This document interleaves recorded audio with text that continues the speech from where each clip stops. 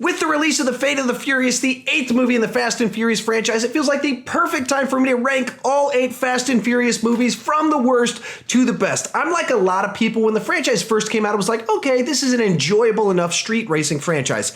However, around the 4th or 5th movie in the franchise, I started getting very excited whenever a new Fast and Furious movie came out, to the point now that they become like some of my top most anticipated movies each year that they come out. Now, real quick before I go into my ranking, go ahead and throw your ranking down in the comment section. I'd love to have a lively discussion with you about my weird picks, about your weird picks, and which ones that we all seem to agree on. So throw it down in the comment section so we can get a lively discussion going on down there. With that said, here's my ranking of the Fast and the Furious movies. Coming in at number 8 is the Fast and the Furious Tokyo Drift. By far, this is the most forgettable Fast and Furious movie to me, for the obvious reason of it doesn't have Vin Diesel really in it, and it doesn't have Paul Walker. It feels like a spin-off from the first 2 movies, except they didn't realize that this character was not in the first 2 movies, and so it's just this odd movie that kind of exists out there, and eventually they found a way to tie it in and work characters into later movies and where it fits in the continuity, and all of that's kind of interesting to me, but the movie itself is not interesting to me at all. If I'm going to put a Fast and Furious movie in, this is by far the one I'm least likely to want to watch. Coming in at number 7 is Fast and Furious, the 4th movie in the franchise. After Tokyo Drift that didn't have any of the original cast, this one was exciting because it brought back almost the entire cast from the first movie, and so that gave it an excitement at the time, but looking back on it with time, the driving sequences are pretty forgettable, and they did some CGI stuff that's just not as engaging as the live action or the insane stunts of the later movies, and the movie's just so serious and has that kind of lacks the fun of the later movies or the first couple of movies. So this one, it's just fairly forgettable to me and not very enjoyable to rewatch. Coming in at number 6 is The Fast and the Furious, the first movie in the franchise. For me, this movie was always very mediocre. I never was in love with it. I was never enamored with it. It was always a movie that when I watched it was never as good as I wanted it to be. And as so many have pointed out, it's very obviously a rip-off, beat by beat, character by character of Point Blank, except it's not as good as Point Blank. It's not just directed as well. Vin Diesel isn't as charismatic as Patrick Swayze, and Paul Walker is not as good of the surfer dude guy as Keanu Reeves is, and so it just always felt like a mediocre, enjoyable enough, but forgettable movie. Now, there is a certain charm to it being the first movie in the franchise, and so I enjoy it more than the bottom 2 on this list, but overall, it's too serious, not enough fun. It doesn't have the charm and charisma of Point Blank or even the later movies in this franchise. Coming in at number 5 is Too Fast, Too Furious, the second movie in the series and the one that does not have Vin Diesel at all in it. For me, this is really when the series started to figure out what actually works for the series, and that's dumb, stupid, fun.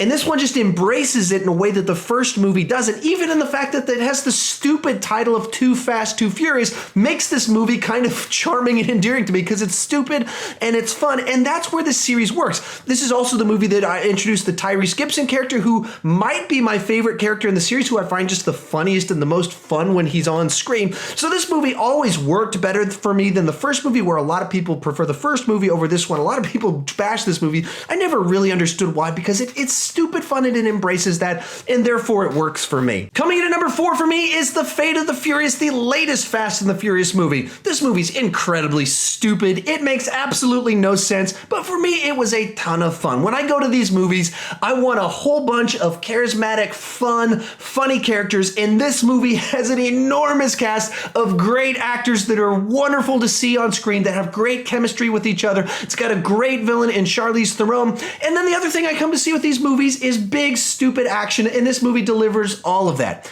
Now, it doesn't deliver a good plot, a good story. It's nonsensical. They cheat to make plot points work. The continuity's all over the place, but it's such a fun movie. I debated ranking this one a little bit higher, but I dinged it a little bit just because you do have the absence of Paul Walker, and there's a little bit lost there, as well as Vin Diesel being a villain in this movie cheapened a little bit of the core rapport and chemistry that makes the team work, but overall, a great addition to the franchise and a whole lot of fun for me. Coming in at number 3 is Furious 7. Unfortunately, this is the final film in the franchise with Paul Walker, who of course died during production, so they had to do major rewrites, actually pause production for a few months to figure out how to complete the movie. And that does show in the final product, but at the same time, they gave a very enjoyable, entertaining film that at the same time was a great send-off that honored his character as well as honored Paul Walker himself. In all of that, this movie had the insane stunts that you want. It added some great new characters with Kurt Russell's Mr. Nobody as well as Jason Statham's character, and it gave it a revenge plot to it that was very enjoyable. All of the elements don't fit together as nicely as you want them to, and you do wonder how much of that is because of the reshoots and how much of that was just always they had some clunkiness to their story. But once again, a very enjoyable blockbuster film that I enjoyed a great deal, even with the flaws and with the troubled production. Coming in number 2 is Fast and Furious 6. Coming off the 5th movie, they decided to up the ante of the insanity, and I think of the insane movies in this franchise, this one did the best job of having crazy big stunts that are nonsensical, that are just so exciting. Like when you're watching this movie in the high-speed chase with a tank on a freeway, is not the climax of the movie. It's not the craziest, most insane thing. They top that in the movie. You know that you are watching an insane and insanely awesome action movie. I love the fact that they worked in kind of like Gina Carano in it, who had some good fight scenes. And also this is where they really established not just this is a car racing franchise with heists or with a big cast, but full out insane action franchise with cars. This is the peak of the action insanity, not necessarily the best movie in the franchise. I think that will go to, of course, what our number 1 will be. But as for just the peak of the action side to it with the insanity, Fast and Furious 6. And of course, coming in at number 1 is Fast 5. I can't recall a franchise ever doing this type of turnaround, where the first 4 movies, I was kind of give or take as to it, and then the 5th one comes out, and out of nowhere, like I'm in love with the franchise and anticipating future ones. I can say this to this day, I believe that Fast 5 is my favorite movie-going experience of all time. I went to go see a midnight showing of it, and I mean, it was just race cars everywhere. Saw it in an XD theater, so a gigantic screen with amazing sound. The theater was just pumped, and then the movie was just so surprisingly entertaining. The addition of The Rock into the movie just added this nice element to it, as well as just taking all of the best characters from the previous movies, cramming them into one movie, giving it this heist feel. It just all came together so nicely, and this is where obviously they switched to the pure insanity of like the end sequence where they're driving using cars to pull bank vaults down the road. Makes no sense, but it's a great sequence, and they do it with such bravado and fun that it works. And just the fact that they found that putting The Rock into this movie just added the perfect dynamic that he brings to these movies. That he's chasing after them, but he's a good guy, but he's a bad guy. He's their foil, but he's on their side. He's still after him in the end. All of it works so wonderfully in a movie that I didn't think I was going to like it. I didn't care that much about the franchise. I saw it and then loved this franchise moving onward. This is the peak of the franchise for me. This is where it all came together. And there's just something special and magic about this movie, and I don't even know why. I wonder if they'll make a documentary someday where they'll talk about where they were at a board meeting and they just came up with these ideas, and we'll put The Rock in it and we'll bring everybody together, and here's why it'll suddenly be awesome. Or if for them they were like, yeah, we just thought we were making one more movie, and then everybody fell in love with it. It was like everything just came together by accident. I would love to know the backstory about how this franchise got so good, so enjoyable, so fast. A phrase that I use when talking about blockbuster type movies like this, I call them Taco Bell movies, because Taco Bell's not good food, but I enjoy it greatly and I eat it all the time.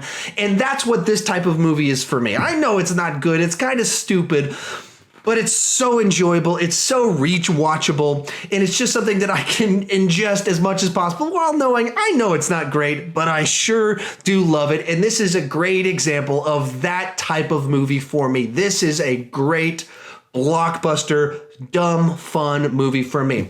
That's my list of the ranking of the Fast and Furious movies, but how about you? What is your ranking? Tell me in the comment section down below, because I don't want to just talk about the Fast and the Furious movie. I want to talk about them with you. I know I had some controversial picks in putting Too Fast, Too Furious above the first movie, and I know that you're going to have some weird ones I'm going to disagree with. I want to have a lively discussion, talk about these movies, figure out who absolutely loves Tokyo Drift, who hates Fast 5. Let's get it going into the comment sections. I would love to talk about it with you.